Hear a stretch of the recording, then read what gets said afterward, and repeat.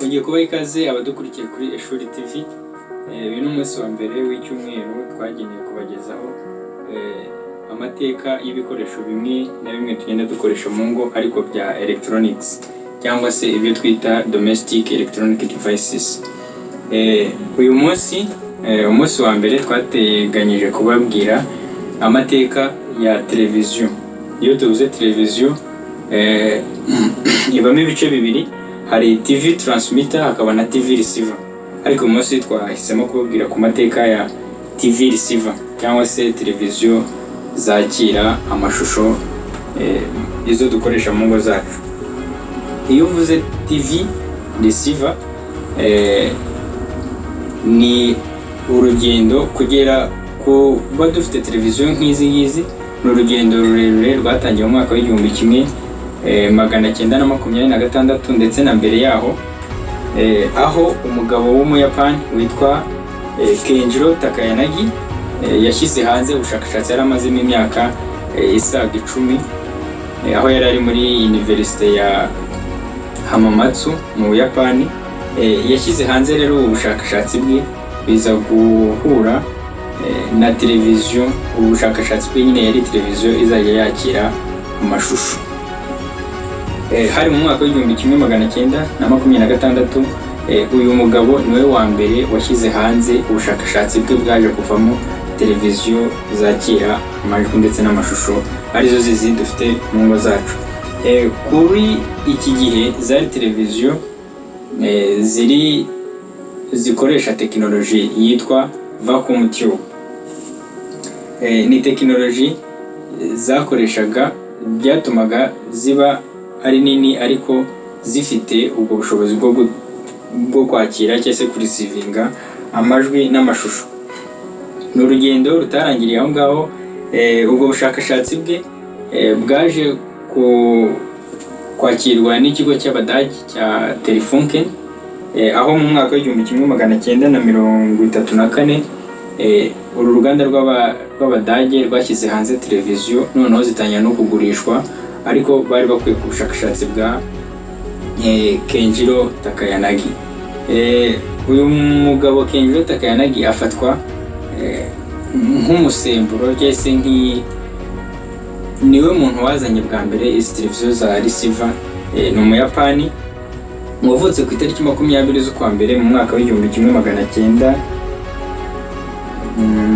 mu mwaka w'igihumbi kimwe magana inani na mirongo cyenda n'icyenda. Yaje kurangiza urugendo rwe rw'ubuzima mu mwaka w'igihumbi kimwe magana cyenda na mirongo cyenda ku itariki 23 z'ukwa karindwi.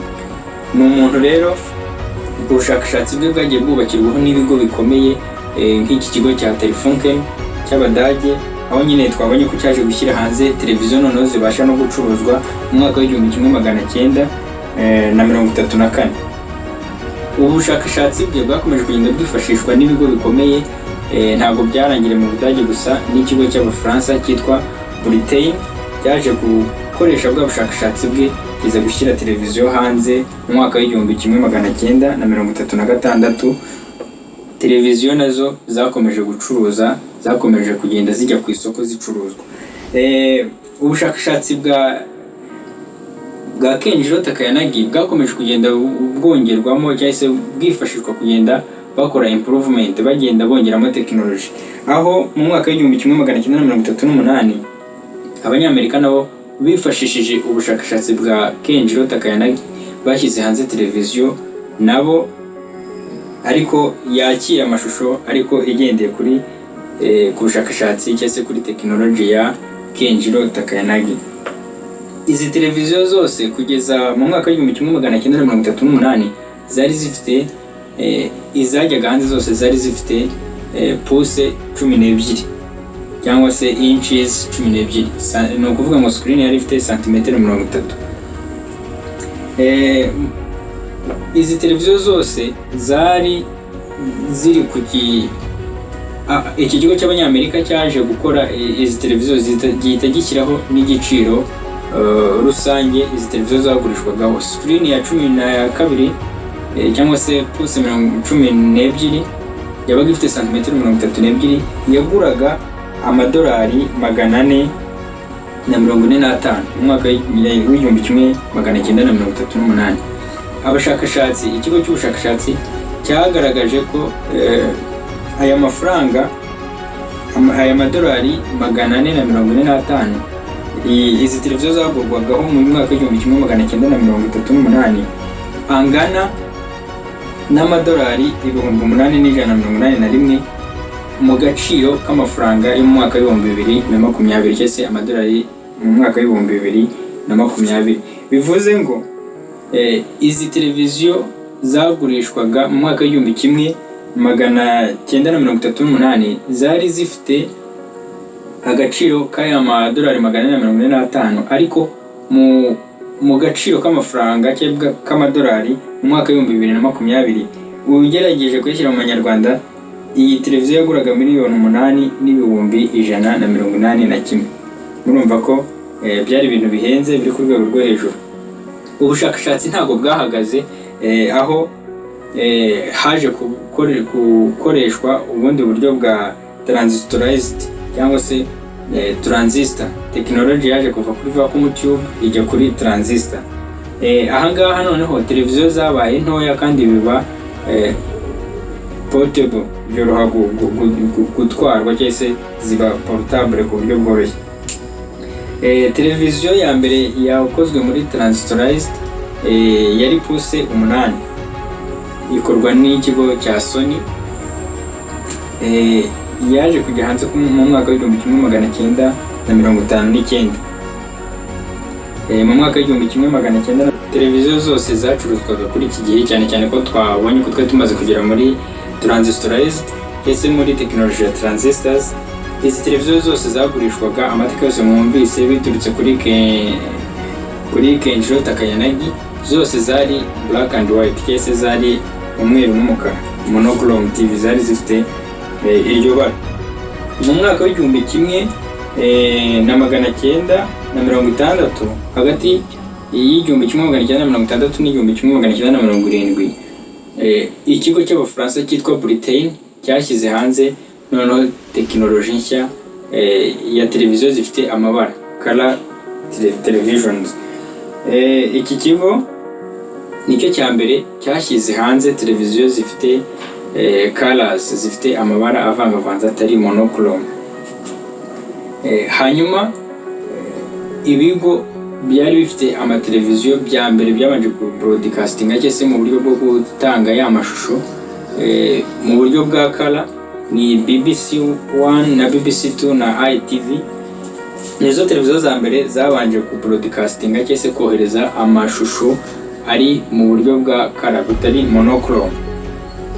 N'urugendo rurerure kuva mu mwaka w'igihumbi kimwe magana cyenda na 26 kugeza mu mwaka w'igihumbi kimwe magana cyenda na 70, aho tumaze kubona ko televiziyo zamaze kuba colors.